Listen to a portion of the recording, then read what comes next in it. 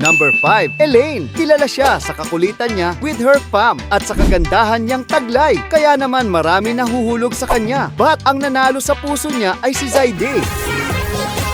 Sana all. Number 4, Mary Light. Lagi talaga siyang nag-trend dahil maraming humahanga sa kanyang visual. Plus, may kalog humor din siya na kinagigiliwan ng netizen. Number 3, Aldina Latina. Sino nga ba siya? Siya lang naman yung babae crush ng bayan dahil sa looks niyang nakakaakit na di mo talaga matatangihan. Pero alam nyo bang, may kulit din itong crushie natin. Number 2, Erica Pineda, one of the most beautiful vloggers sa online. Kaya, no wonder lagi siya trend. At idagdag mo pa yung kakulitan niya with her favorite na kapatid, tulad nito.